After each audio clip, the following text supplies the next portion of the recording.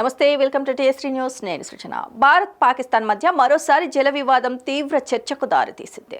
సింధు జలాల విషయంలో పాకిస్తాన్ ప్రధాని షహబాజ్ షరీఫ్ భారత్కు మరోసారి గట్టి హెచ్చరిక జారీ చేశారు. పాకిస్తాన్కు సంబంధించిన నీటిలో ప్రతి ఒక్క చుక్క తనకు రెడ్ లైన్ అంటూ స్పష్టం చేశారు.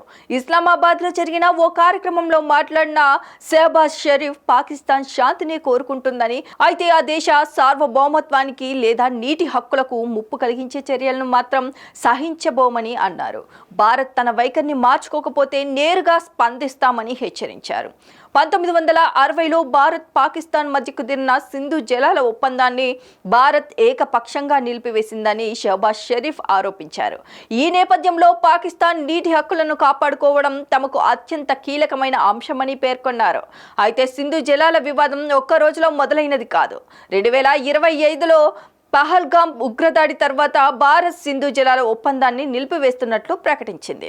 ఆ తర్వాత భారత్ పాకిస్తాన్ మధ్య ఉద్రిక్తతలు మరింత పెరిగాయి. నీటి అంశం కూడా ఇరు దేశాల మధ్య ప్రధాన వివాదంగా మారింది. తాజాగా షహబాజ్ షరీఫ్ చేసిన వ్యాఖ్యలు ఈ ఉద్రిక్తతకు మరింత ఆచ్యం పోసేలా ఉన్నాయి.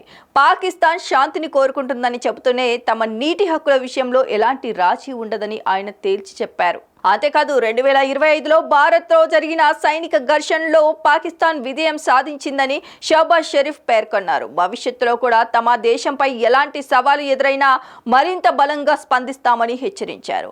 అమెరికా మాజీ అధ్యక్షుడు డొనాల్డ్ ట్రంప్ కాల్పుల విరమణకు సహకరించారని కూడా ఆయన ప్రశంసించారు. మొత్తంగా చూస్తే సింధు జలాల అంశం భారత్ పాకిస్తాన్ మధ్య మరోసారి హాట్ టాపిక్ గా మారింది. నీటి విషయంలో ఇరు దేశాల వైఖరి కఠినంగా ఉండడంతో భవిష్యత్తులో ఈ వివాదం ఎలాంటి మలుపు తిరుగుతుందన్నది ఇప్పుడు ఆసక్తికరంగా మారింది.